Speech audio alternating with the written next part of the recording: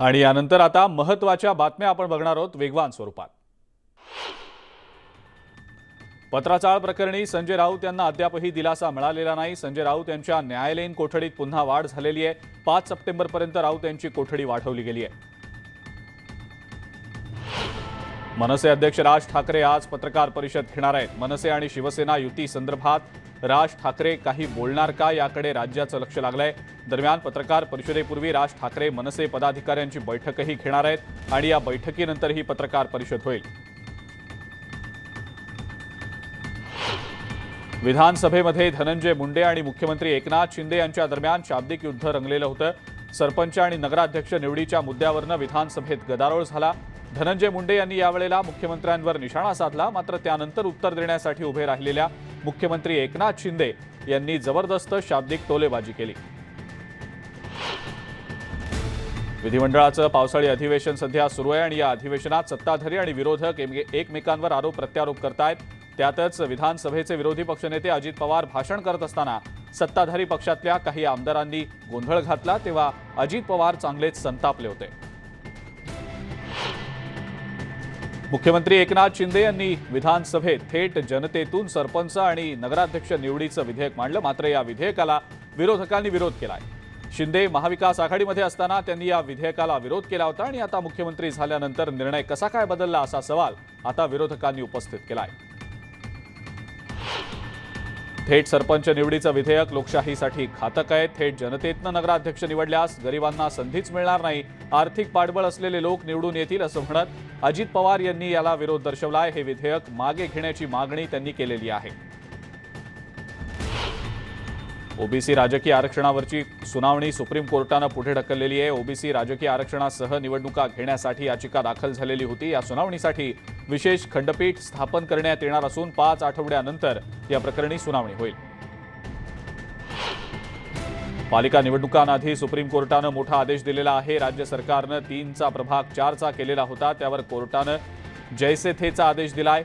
शिंदे सरकारनं महाविकास आघाडी सरकारचा निर्णय रद्द करून पुन्हा 2017च्या म्हणजेच 4 वॉर्डचा एक प्रभाग असा निर्णय घेतलेला होता। त्याला पुणे राष्ट्रवादी काँग्रेसचे शहराध्यक्ष प्रशांत जगताप यांनी सुप्रीम कोर्टात आव्हान दिलेलं होतं।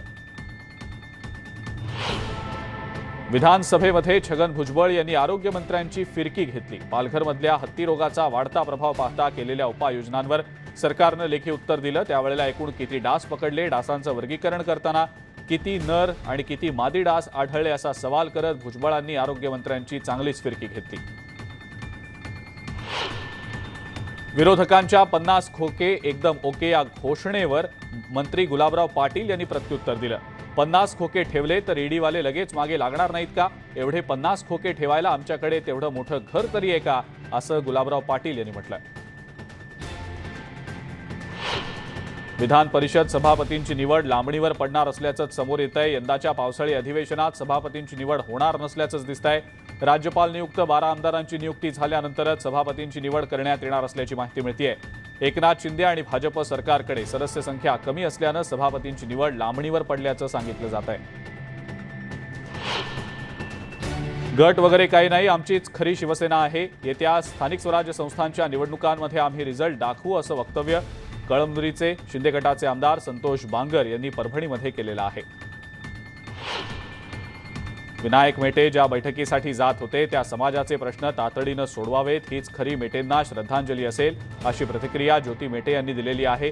तर या अपघाताचा तपास सीआयडीकडे दिल्यानं त्यांनी सरकारचे आभारही मानले।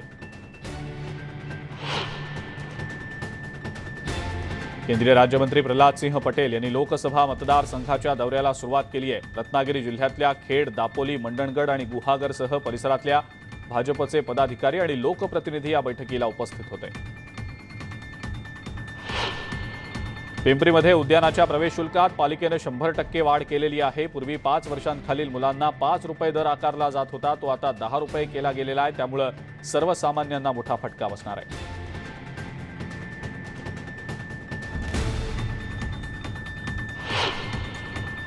मुंबईतल्या विलेपार्लेमध्ये दहीहंडीच्या वेळेला जखमी झालेल्या गोविंदाचा उपचारादरम्यान मृत्यू झालाय। नाणावटी रुग्णालयात संदेश दळवी या गोविंदावर उपचार सुरू होते। 7व्या थरावरनं कोसळल्यानं हा गोविंदा जखमी झालेला होता। मेंदूला गंभीर दुखापत झाल्यामुळे त्याचा मृत्यू झालाय। दरम्यान या गोविंदाच्या मृत्यूचं राजकारण कुणीही करू नये असं भाजपचे नेते प्रवीण दरेकर यांनी म्हटलंय. कोल्हापूरला खासगी सावकारीचा विळखा पडलाय. सावकार धनाजी आणि संपदा आळवेकर यांनी अनेकांच्या प्रॉपर्टी परस्पर विकल्यात. अव्वाच्या सव्वा कर्जवसुली सुद्धा केलेली आहे. त्यामुळे सावकारांच्या विरोधात त्रस्त कर्जदारांनी गुन्हे दाखल केलेत. मात्र 8 महिने उलटून गेले तरीही हे सावकार अजूनही मोकाटच आहेत. पिंपरी चिंचवडमधल्या पिंपळेगुरव भागात स्त्री जातीचं अर्भक सांगवी पोलिसांना सापडलंय. अनैतिक संबंधांमधनं या अर्भकाचा जन्म झाला असावा आणि त्यानंतर ते तिथं फेकलं गेलं असावं असा प्राथमिक अंदाज पोलिसांनी वर्तवलेला आहे. हिंगोलीमधल्या एका शेतात लागवड केलेल्या 2 एकरवरच्या झेंडूच्या 6000 रोपट्यांची चोरी झाल्याचा प्रकार घडलाय. कळमनुरी तालुक्यातल्या सोडेगाव शिवारातला हा प्रकार आहे. या प्रकरणी कळमनुरी पोलीस ठाण्यात गुन्हा दाखल करण्यात आलेला आहे. यवतमाळ जिल्ह्याच्या पांढरकवडा इथं 15 लाख रुपयांच्या खंडणीसाठी अपहरण करून एका तरुणाला बेदम मारहाण करण्यात आलेली आहे. या प्रकरणी पांढरकवडा पोलिसांनी 5 आरोपींच्या विरोधात गुन्हा दाखल केलाय. या घटनेनं शहरातल्या व्यावसायिकांमध्ये भीतीचं वातावरण पसरलंय. पंढरपूर शहरातल्या बेपत्ता असणाऱ्या एका तरुणाचा अज्ञात व्यक्तींनी दगड बांधून विहिरीत ढकलून खून केल्याचा धक्कादायक प्रकार उघडकीला आलाय. लखन गांडुळे असं मयत तरुणाचं नाव आहे. तर या प्रकरणाचा पोलीस तपास करतायत. उल्हासनगरमध्ये एका चोरट्यानं फोनवर बोलत असलेल्या विद्यार्थिनीचा मोबाईल खेचून पळ काढल्याची घटना घडलेली आहे. विद्यार्थिनीनं चोरट्याचा पाठलाग केला मात्र तो यशस्वी ठरला नाही. चोरीची ही सगळी घटना सीसीटीव्हीत कैद झाली आहे. पोलीस सध्या या चोरट्याचा शोध घेत आहेत. भिवंडी महानगरपालिका क्षेत्रामध्ये रस्त्यांची खड्ड्यांमुळे प्रचंड दुरावस्था झालेली आहे. महापालिका प्रशासन खड्डे भरण्याकडे दुर्लक्ष करत असल्यानं राष्ट्रीय समाज पक्षातर्फे पालिका मुख्यालयासमोर भीक मागो आंदोलन करण्यात आलं. भिवंडी शहरातल्या अशोकनगर इथली वृद्ध महिला मॉर्निंग वॉक करून घरी परतत असताना इमारतीच्या गेटवर दुचाकीवरनं आलेल्या 2 चोरट्यांनी या वृद्ध महिलेच्या गळ्यातील सोनसाखळी खेचली. हा सगळा प्रकार सीसीटीव्हीत कैद झालाय. शांतीनगर पोलीस ठाण्यात या संदर्भात गुन्हा दाखल करण्यात आलेला आहे. वसईतील सेक्टर 2 मधल्या एका इमारतीच्या टेरेसवरनं उडी घेत 17 वर्षीय तरुणानं आत्महत्या केल्याचा प्रकार घडलेला आहे. या प्रकरणी माणिकपूर पोलीस ठाण्यात अकस्मात मृत्यूची नोंद करण्यात आलेली आहे. मात्र या तरुणाच्या आत्महत्येचं कारण कळू शकलेलं नाही. या प्रकरणी पोलीस अधिक तपास करतायत. बीडच्या परळी तालुक्यात चंदन चोरांचा धुमाकूळ सुरू होता. वागी शिवारात शेतातील चंदनाचं झाड चोरीला जात असल्यानं शेतकरी चिंतेत होते. मात्र पोलिसांनी केलेल्या कारवाईनंतर 2 भामट्यांना पोलिसांनी ताब्यात घेतलंय. या भामट्यांकडून पोलिसांनी 39 किलो चंदन आणि लाखोंचं साहित्य जप्त केलंय. बुलढाण्यात साई मंदिरासमोरच्या पुलाच्या अर्धवट कामामुळे रिक्षा चालकाचा अपघात झालाय. हा अपघात इतका भीषण होता की रिक्षा मंदिराच्या बाजूला असलेल्या नाल्यात पडली. सुदैवानं रिक्षा चालकानं प्रसंगावधान राखत रिक्षातनं आधीच उडी मारल्यानं मोठा अनर्थ टळला. वसई रेल्वे स्थानकात प्लॅटफॉर्मवर झोपलेल्या पत्नीला पतीनं ट्रेन खाली ढकलल्याची घटना घडलेली आहे. या घटनेत महिलेचा जागीच मृत्यू झालाय. प्लॅटफॉर्मवर असलेल्या सीसीटीव्ही कॅमेऱ्यात या संपूर्ण घटनेचा थरार चित्रित झालाय. सोमवारी पहाटे 4च्या सुमारास वसई रेल्वे स्थानकात पत्नी झोपेत असताना पतीनं अचानक उठवलं आणि त्यानंतर भरवेगात येणाऱ्या रेल्वेखाली पत्नीला ढकलून दिलं आणि त्यानंतर आपल्या मुलांना घेऊन हा आरोपी पसार झालाय. दरम्यान वसई पोलिसांकडून आरोपींचा शोध सुरू आहे. कल्याणच्या एका कपड्याच्या दुकानात राडा झाल्याची घटना घडलेली आहे. कपड्यांच्या खरेदीवर डिस्काउंट न दिल्यानं हा राडा झालाय. हा सगळा प्रकार सीसीटीव्हीत कैद झालाय. या आरोपीनं त्याच्या मित्रांनाही बोलावत या दुकानात तोडफोड केली आहे. सध्या याच सीसीटीव्ही फुटेजच्या आधारे पोलीस आरोपींचा शोध घेत आहेत. नगर बीड परळी रेल्वे महामार्गावरच्या बीडच्या कडा रेल्वे स्थानकात अज्ञातांकडून तोडफोड करण्यात आलेली आहे. रेल्वे स्थानकाचं उद्घाटन झालं मात्र त्यानंतर आतापर्यंत ही रेल्वे स्थानकात रेल्वे न आल्यानं अज्ञातांनी रागाच्या भरात या रेल्वे स्थानकाची तोडफोड केल्याचा अंदाज पोलिसांनी व्यक्त केलाय. तर गावातल्या नागरिकांनी सुद्धा उद्घाटन झाल्यापासून एकदाही इथं रेल्वे न आल्यामुळे संताप व्यक्त केलाय. धुळ्यातल्या मोहाडी परिसरात पेट्रोलिंग करत असताना पोलिसांना बेवारस पर्स आढळली. पोलिसांनी पर्सची तपासणी केली आणि नाशिक जिल्ह्यातल्या आशा मंडले या महिलेला ही पर्स परत केली. पोलिसांनी दाखवलेल्या या समयसूचकतेबद्दल प्रामाणिकपणाबद्दल मंडलेच्या परिवारानं धुळे पोलीस विभागाचे धन्यवाद व्यक्त केलेले आहेत. बुलढाणा जिल्ह्यातल्या उमरा लासुरा इथं वृद्धेच्या खुनातील आरोपी अल्पवयीन मुलगा असल्याचं समजतंय। या मुलानं आपल्या मित्राची मदत घेत नातलग आजीचा गळा दाबून खून केल्याचं पोलीस तपासात निष्पन्न झालंय। त्यामुळे अल्पवयीन मुलांना पोलिसांनी अटक केली आहे आणि बाल न्यायालयात हजरही केलाय। चंद्रपुरातनं चोरी झालेल्या कार गुजरात राज्यात दारूच्या तस्करीसाठी वापरल्या असल्याचं समोर आलेलं आहे। चंद्रपुरातील चोरीला गेलेल्या 2 कार्सच्या बाबतीत शोध अभियान राबवताना पोलिसांना ही धक्कादायक माहिती समजली आहे। या प्रकरणातील फरार असलेल्या लखनसिंग सरदार या मास्टरमाइंड आरोपीचा पोलीस सध्या शोध घेत आहेत। वाशिमच्या मंगरुळपीर तालुक्यातल्या चिंचाळा फाट्याजवळ असलेल्या विहिरीत अज्ञात अपंग इसमाचं प्रेत सापडल्यामुळे खळबळ माजलेली आहे। या इसमाचा मृतदेह विहिरीच्या बाहेर काढला असता त्याला मारहाण करून विहिरीत फेकण्यात आल्याचा प्राथमिक अंदाज आहे आणि या प्रकरणी आता पोलीस पुढचा तपास करतायत। चिपळूणच्या बोर गावातील अवैध चिरेखाण उत्खनन प्रकरणी आतापर्यंत 4 जणांना तब्बल 4 कोटी रुपयांचा दंड भरण्याचे आदेश दिले गेलेत। महसूल विभागाने हे आदेश दिलेले आहेत। दरम्यान या संदर्भामध्ये आतापर्यंत 24 जणांवर कारवाई बाकी आहे। चंद्रपूरमधल्या बल्लारपूर शहरामध्ये जानेवारी महिन्यात सराफाला 2 लाखांनी गंडवणाऱ्या बनावट आयकर अधिकाऱ्याला पोलिसांनी अटक केली आहे। आरोपी विशाल निलंगे महागड्या गाड्या तसंच विमान प्रवास करत सराफ व्यावसायिकांकडे आयकर अधिकारी म्हणून पोहोचत होता। शहरातल्या सराफ व्यापाऱ्यांच्या तक्रारीनंतर बंगळुरू पोलिसांनी त्याला अटक केली आहे। आळंदी पोलिसांनी दरोडा टाकण्याच्या तयारीत असलेल्या एका आंतरराष्ट्रीय टोळीचा पर्दाफाश केलाय आणि या प्रकरणी पोलिसांनी 7 आरोपींना ताब्यात घेतलंय। त्यांच्याकडनं लाखोंचा मुद्देमाल जप्त करण्यात आलेला आहे। भंडाऱ्यात मॉर्निंग वॉकला गेलेल्या वृद्ध व्यक्तीवर अस्वलानं हल्ला केल्याचं समोर आलंय। या हल्ल्यात वृद्ध व्यक्ती गंभीर जखमी झालाय। भंडाऱ्यातल्या कोका अभयारण्यालगत ढिवरवाडा ते मांडवी दरम्यान अस्वलानं वृद्धावर हल्ला केलाय। वृद्ध व्यक्तीला उपचारासाठी रुग्णालयात दाखल करण्यात आलेलं आहे। वर्धा जिल्ह्यामध्ये पहिल्यांदाच 11पैकी 8 लघु प्रकल्प ओव्हरफ्लो झाले। त्यामुळे पर्यटक आता सुट्टीच्या दिवशी या ठिकाणी गर्दी करतायत। वर्ध्याच्या रिधोरा, पवनार, महाकाली आणि बोर धरण भागात तरुणांची गर्दी सध्या वाढतीये।